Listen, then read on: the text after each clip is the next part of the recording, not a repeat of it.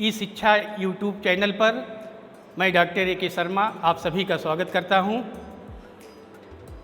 आज हम लोग समकालीन भारत और शिक्षा इस विषय पर एक नए टॉपिक हर्टांग समिति 1929 आज इसके संदर्भ में हम लोग पढ़ेंगे, देखेंगे कि हर्टांग समिति ने किस तरह का सुझाव दिया था शिक्षा के प्रत्येक स्तर पर। इस समिति के द्वारा बहुत सारे सुझाव प्रस्तुत किए गए, बहुत सारी सिफारिशें दी गई और साथ में हर्टांग समिति का गठन कब हुआ था इसके बारे में हम लोग देखेंगे।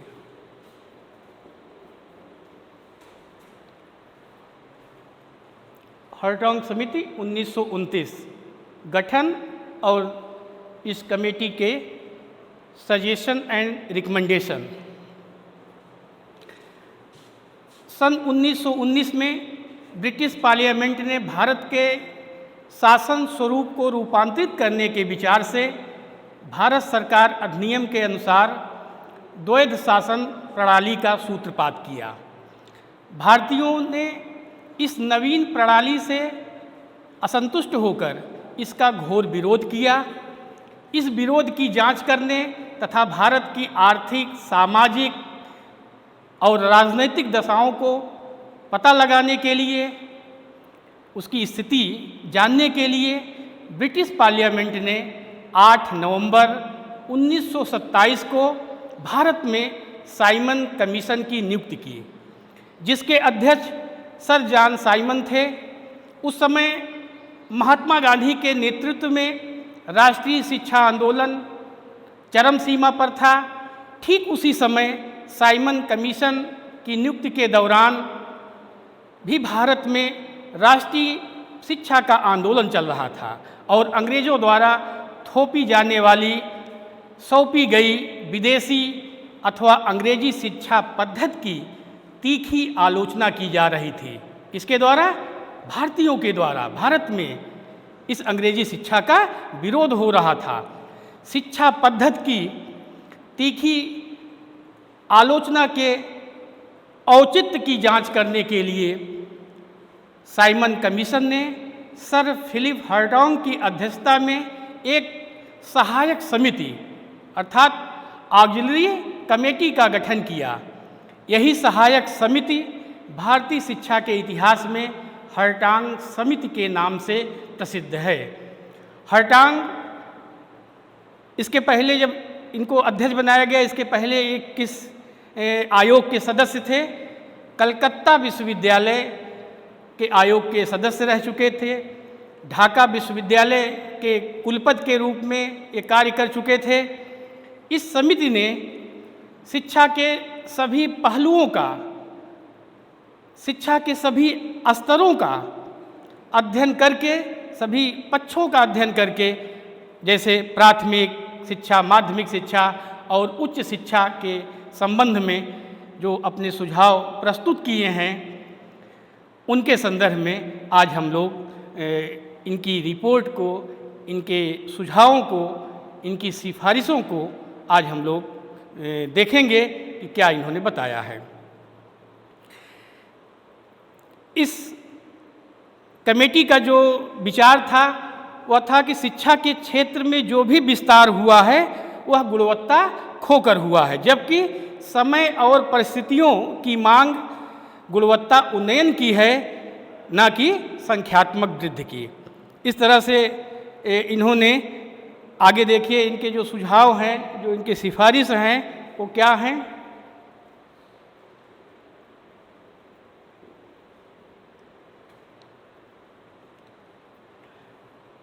हर्टांग समिति के सुझाव और सिफारिश। हर्टांग समिति ने तत्कालीन भारतीय शिक्षा के लगभग सभी पक्षों का गंभीरतापूर्वक अध्ययन करके 11 सितंबर 1929 में अपने प्रतिवेदन या अपनी रिपोर्ट को कमीशन के समक्ष प्रस्तुत किया। कमेटी ने अपने रिपोर्ट में सन 1917 से लेकर 1927 तक की अवधि में शिक्षा के अनेक पक्षों, अनेक अंगों के विषय में अपने विचारों को अंकित किया और शिक्षा के प्रति भारतीयों की जागरूकता और उनकी समस्याओं को समझने एवं सुलझाने की अभिलाषा पर प्रकाश डाला। यह रूपरेखा स्पष्ट की। हर्टाग कमेटी ने शिक्षा के विविध अंगों, 200 अंगों के 200 और उन दोषों के निराकरण के उपायों के संबंध में अपने महत्वपूर्ण सुझाव और सिफारिशें दी हैं। हमने बताया था इन्होंने प्राथमिक शिक्षा, माध्यमिक शिक्षा और शिक्षा के प्रत्येक स्तर पर इन्होंने कार्य किया, अध्ययन किया और इसके संबंध में अपना सुझाव दिया। चलिए पहले हम लोग प्राथमिक शिक्षा के संदर्भ में इस कमेटी का क्या सुझाव था, क्या विचार था, क्या इनकी धारणा थी, क्या सोच थी। हर्टाग कमेटी ने यह स्वीकार किया कि यद्यपि प्राथमिक शिक्षा का विस्तार हो रहा था परंतु यह संतोषप्रद नहीं था, संतोषजनक स्थिति नहीं थी। उस समय की जो प्राथमिक शिक्षा की दशा और दिशा थी, इसके दो मुख्य कारण थे। कौन कौन से? पहला कारण था अपव्यय और अवरोधन। अपव्यय, प्राथमिक शिक्षा अपव्यय क्या है? वह है कि प्राथमिक शिक्षा पूर्ण होने से पहले बालक को विद्यालय के किसी भी कक्षा से हटा लेना ही अपव्यय कहलाता है, अपव्यय कहा जाता है। अवरोधन, किसी बालक को, किसी विद्यार्थी को किसी निम्न कक्षा में 1 वर्ष से अधिक अवधि के लिए रोका जाना, वह अवरोधन कहलाता है, अवरोधन माना जाता है। इसका कारण क्या था? इस अपव्यय और अवरोधन के कारण क्या थे? तो जो समिति ने बताया है वह इस प्रकार से है कि पहला कारण था कि बालक अपने माता पिता के कार्य में सहायता करते हैं, इसलिए वे विद्यालय जाने से अधिकांशतः रोक लिए जाते हैं। दूसरा कारण था प्रत्येक ग्राम में प्राथमिक विद्यालय नहीं है, बालकों को एक ग्राम से दूसरे ग्राम में स्थित विद्यालय जाने में असुविधा और कठिनाई होती है। तीसरा कारण था कि प्राथमिक विद्यालय में जो शिक्षक कार्य कर रहे हैं उनमें प्रशिक्षण और योग्यता का अभाव है। चौथा कारण था कि प्राथमिक शिक्षा में, प्राथमिक विद्यालय में उपयुक्त शिक्षण सामग्री और पर्याप्त स्थान का भी अभाव दिखाई पड़ रहा था। नेक्स्ट जो इसका कारण था कि प्राथमिक विद्यालय का जो पाठ्यक्रम है वह दोषपूर्ण है, इसलिए बालकों का उचित हित नहीं कर पाता है। और अगला कारण, शिक्षकों के अभाव के कारण कुछ विद्यालय नियमित रूप से संचालित नहीं होते हैं और जब चाहें तब ऐसे विद्यालय बंद हो जाते हैं। इस तरह से हर्टाग समिति ने प्राथमिक शिक्षा के संदर्भ में कुछ सुझाव अपना दिया, उसके कारण बताए कि किस कारण से अपव्यय अवरोधन हो रहा है। और जो सुझाव दिया कि पहला सुझाव था कि प्राथमिक विद्यालयों की संख्यात्मक वृद्धि की अपेक्षा गुणात्मक उन्नति पर बल दिया जाना चाहिए। दूसरा, इस कमेटी का सुझाव था कि प्राथमिक शिक्षा को सुदृढ़ अथवा ठोस बनाने की नीति का अनुसरण किया जाना चाहिए। तीसरा सुझाव था कि उन विद्यालयों को जो आकार में छोटे हों, जिनमें छात्रों की संख्या कम हो तथा जिनमें शिक्षण की उचित व्यवस्था न हो, उन विद्यालयों को पूर्णतः बंद कर दिया जाना चाहिए। अगला सुझाव कि प्राथमिक विद्यालयों को मनोरंजन, ग्राम सुधार, प्रौढ़ शिक्षा और साधारण चिकित्सा के केंद्र बनाए जाने चाहिए। नेक्स्ट, शिक्षकों के शिक्षण स्तर का उन्नयन करने के लिए उनके प्रशिक्षण काल में वृद्धि की जानी चाहिए। इस तरह से आयोग ने, इस कमेटी ने प्राथमिक शिक्षा के संदर्भ में अपने सुझाव और सिफारिश प्रस्तुत किया और इसके साथ साथ ये भी बताया कि ग्रामीण विद्यालयों के लिए शिक्षक बड़ी मुश्किल से उपलब्ध होते हैं। जहाँ तक शिक्षिकाओं का प्रश्न है, उनकी उपलब्धि और भी कठिन है। और भी एक आध दो सुझाव दिया था, जैसे शिक्षकों के अभाव के कारण कुछ विद्यालय नियमित रूप से संचालित नहीं होते हैं और यहाँ तक कि जब चाहे तब वह बंद हो जाते हैं। अधिकांश प्राथमिक विद्यालयों में एक ही शिक्षक हैं जिन्हें सभी विषयों की शिक्षा देनी पड़ती है। ऐसी दशा में वह शिक्षक उचित प्रकार का शिक्षण नहीं कर पाता है। साथ में इनका एक ये भी सुझाव था कि ग्रामीण जनता इतनी निर्धन है कि वह अपने बालकों को, अपने बच्चों को अल्प अवस्था में ही कार्य में लगा देती है, क्योंकि गरीबी के कारण कि घर में वो उनकी सहायता करे, मदद करे या किसी अन्य कार्य में उनका साथ दे, जिससे घर में धनोपार्जन की व्यवस्था हो सके, आर्थिक व्यवस्था सुदृढ़ हो सके। इस तरह की सोच उस समय भारतीय जनमानस में व्याप्त थी। उसका मूल कारण था निर्धनता, गरीबी। ग्रामीण जनता अशिक्षित होने के कारण शिक्षा के महत्व को नहीं समझती है, जिसके कारण वह अपने बच्चों को विद्यालय भेजना व्यर्थ समझती हैं। अब आइए हम लोग देखते हैं कि जो इन्होंने मुख्य रूप से माध्यमिक शिक्षा के संदर्भ में क्या सुझाव दिया था। हर्टांग समिति ने माध्यमिक शिक्षा के संदर्भ में भी जो अपने अमूल्य सुझाव और सिफारिशें दी है,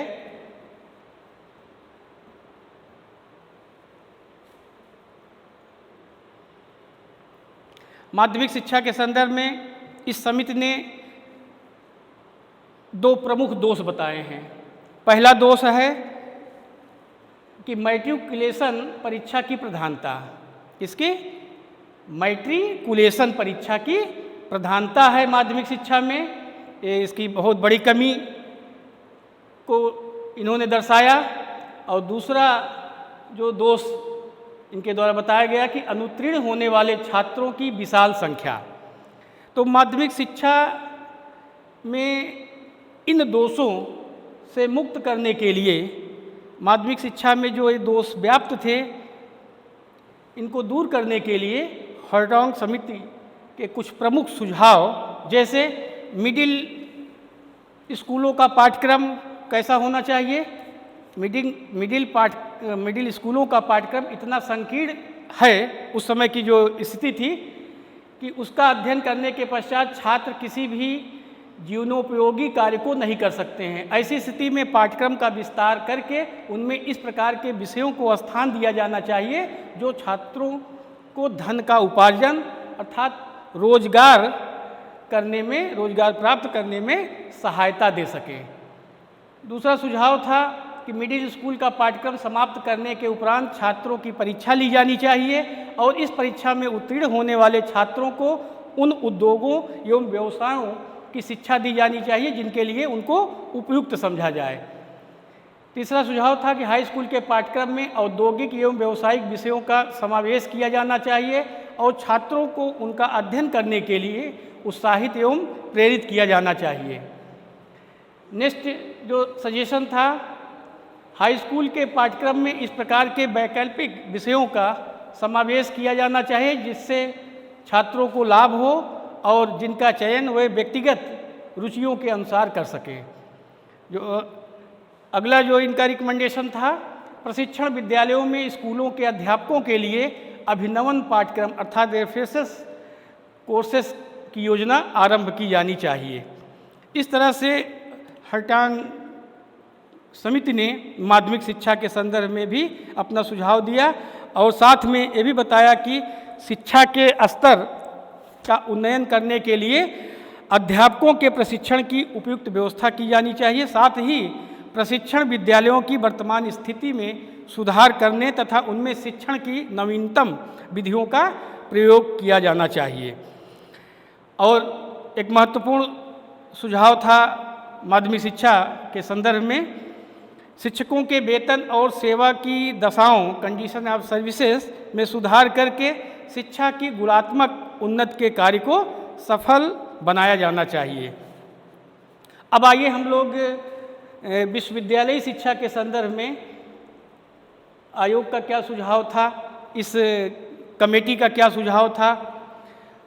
हर्टांग समिति ने स्वीकार किया कि विश्वविद्यालय शिक्षा की प्रगति तथा विस्तार अधिक मात्रा में हुआ है, लेकिन उसमें कुछ कमियां या दोष भी हैं।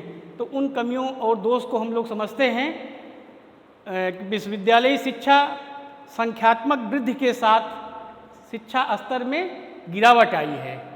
मतलब गुणात्मक वृद्धि न होकर संख्यात्मक वृद्धि तो हुई है, लेकिन उसके लेवल में, उसके क्वालिटी में निश्चित रूप से गिरावट आई है, ऐसा समिति ने महसूस किया, ऐसा उसने अध्ययन में अपने पाया और इसके संदर्भ में इन्होंने इस तरह से बताया है। दूसरा सुझाव था कि इस प्रकार की शिक्षा से जो कमी थी, जो दोष था, उसके बारे में कि इस प्रकार की शिक्षा से भारतीय युवकों में नेतृत्व के गुण तथा सामाजिकता की भावना विकसित नहीं हो पाती है। तीसरा जो दोष था कि विश्वविद्यालयों में अनुसंधान तथा अध्ययन की व्यवस्था होने के बाद भी परीक्षा संचालन का स्थान ही प्रमुख है। जो अन्य कमी थी इस शिक्षा में कि विश्वविद्यालयों में उत्तम पुस्तकालयों और प्रयोगशालाओं का अभाव है। नेक्स्ट दोष विश्वविद्यालयी शिक्षा में कि अधिक संख्या में विश्वविद्यालयी परीक्षा उत्तीर्ण युवकों को बेकारी या बेरोजगारी का सामना करना पड़ता है। तो एक कमियां बताते हुए इसके संदर्भ में हर्टांग कमेटी ने कुछ सुझाव प्रस्तुत किया है। पहला सुझाव इनका था कि प्रवेश नियमों का कठोरता से पालन किया जाना चाहिए। दूसरा था कि संबद्ध विश्वविद्यालयों की स्थापना पर विशेष रूप से बल दिया जाना चाहिए। तीसरा सुझाव कि विश्वविद्यालयों की आवश्यकताओं के अनुसार अधिकाधिक सुविधाएं प्रदान करना। और नेक्स्ट औद्योगिक शिक्षा के पाठ्यक्रम का प्रचलन किया जाना चाहिए। विश्वविद्यालयों में रोजगार कार्यालयों की स्थापना पर विशेष बल देने का सुझाव भी इस कमेटी के द्वारा दिया गया। और एक और सुझाव दिया गया कि विश्वविद्यालयों में व्याख्यान मालाओं का आयोजन किया जाना चाहिए। इस तरह से समिति ने सुझाव देते हुए कहा कि जनसाधारण में ज्ञान का विस्तार करने के लिए व्याख्यान मालाएं आयोजित की जानी चाहिए। अब आइए हम लोग इस कमेटी ने स्त्री शिक्षा के संदर्भ में क्या बताया है, किस तरह का सुझाव दिया है। हर्टांग कमेटी ने स्त्री शिक्षा को भी महत्वपूर्ण स्थान प्रदान करने के लिए कुछ सुझाव प्रस्तुत किए। जैसा कि पहला सुझाव था इस समिति के द्वारा कि बालक तथा बालिकाओं की शिक्षा पर समान रूप से ध्यान दिया जाना चाहिए। दूसरा सुझाव था कि ग्रामीण क्षेत्रों में अधिक से अधिक संख्या में बालिका विद्यालय की स्थापना की जानी चाहिए। तीसरा सुझाव था कि बालिका विद्यालयों का नियमित निरीक्षण करने के लिए निरीक्षिकाओं की संख्या में उत्तरोत्तर वृद्धि की जानी चाहिए। नेक्स्ट जो इनका सजेशन था वो हाई स्कूल स्तर पर बालक तथा बालिकाओं के पाठ्यक्रम में भिन्नता भी होनी चाहिए। नेक्स्ट बालिकाओं के लिए गृह विज्ञान, स्वास्थ्य विज्ञान तथा संगीत आदि की शिक्षा की व्यवस्था की जानी चाहिए। अगला सुझाव कि बालिकाओं को व्यावसायिक शिक्षा मतलब वोकेशनल एजुकेशन प्रदान करने के लिए प्रोत्साहित किया जाना चाहिए, इनका उत्साहवर्धन किया जाना चाहिए और इन्हें प्रेरित किया जाना चाहिए जिससे ये व्यावसायिक शिक्षा ग्रहण कर सके। अगला सुझाव इस कमेटी के द्वारा दिया गया कि बालिका विद्यालय में बालक विद्यालय की अपेक्षाकृत बालिका विद्यालय में अपव्यय और अवरोधन की मात्रा अधिक होती है। इसे रोकने का भरसक प्रयत्न करना चाहिए, भरसक प्रयास किया जाना चाहिए कि अपव्यय और अवरोधन को रोका जा सके। अगला सुझाव था स्त्री शिक्षा के संदर्भ में कि अध्यापिकाओं के प्रशिक्षण के लिए समुचित व्यवस्था की जानी चाहिए। इनके लिए अलग से प्रशिक्षण विद्यालय स्थापित किए जाएं और महिलाओं का अलग ट्रेनिंग कॉलेज में इनको ट्रेंड किया जाए। इस तरह की बात हरटांग कमेटी के द्वारा बताया गया। और अब आइए हम लोग इनके शिक्षा के सभी स्तरों पर हम लोगों ने देखा कि प्राथमिक शिक्षा, माध्यमिक शिक्षा, विश्वविद्यालयी शिक्षा और साथ में स्त्री शिक्षा के संदर्भ में जो उस समय जो कमियां थी, जो दोष थे, वो तो कमेटी ने बताया ही, साथ में इन्होंने इन दोषों को, इन कमियों का निवारण का मार्ग भी बताया। उसके लिए इन्होंने सुझाव भी प्रस्तुत किया। यदि हम देखें तो हरटांग समिति के प्रतिवेदन या जो हरटांग कमेटी का जो रिपोर्ट था वो भारतीय शिक्षा के इतिहास में महत्वपूर्ण स्थान रखता है। समिति ने पूर्ण विश्वास से यह विचार व्यक्त किया कि शिक्षा के संख्यात्मक विस्तार पर अस्थायी अंकुश लगाकर पहले उसकी गुणात्मक उन्नति की जाए। इस तरह से समिति ने अपना विश्वास प्रकट किया। यद्यपि हरटांग समिति के सभी सुझाव जनसाधारण के, जनमानस के, भारतीय जनता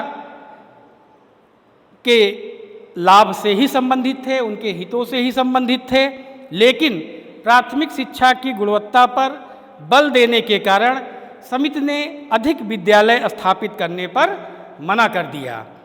इस पर भारतवासियों ने कहा कि इससे शिक्षा के प्रसार में बाधा उत्पन्न होगी, बाधा उपस्थित होगी। सरकार ने हरटांग समिति के प्रतिवेदन का सर्वाधिक स्वागत किया। इसे सरकारी प्रयासों की दीपिका अर्थात torch bearer of state efforts से संबोधित किया गया है। किसको? इस समिति के प्रतिवेदन को, इसकी रिपोर्ट को सरकारी प्रयासों की दीपिका कहकर इसे संबोधित किया गया। हरटांग समिति के सुझाव अच्छे थे, लेकिन सरकार ने इन सिफारिशों को क्रियान्वित करने के लिए ठोस ध्यान नहीं दिया, कोई सराहनीय कदम नहीं उठाया। तो इस तरह से आज हम लोगों ने हरटांग समिति 1929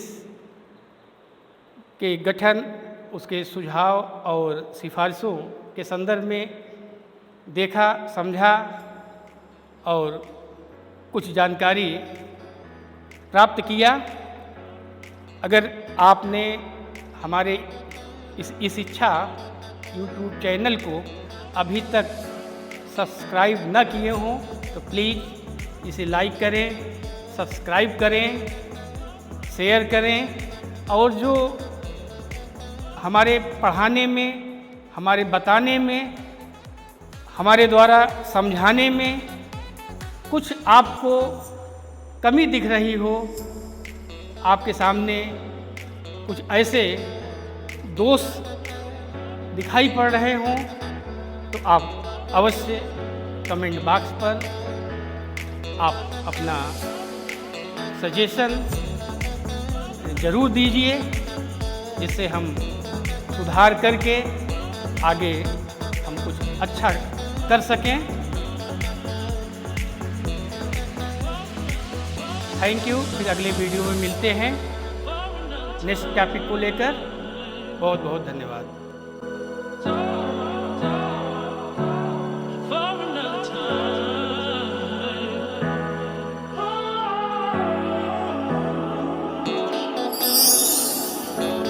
चैनल को सब्सक्राइब करें और बेल आइकन को प्रेस करें ताकि आपको मिले सभी नोटिफिकेशंस।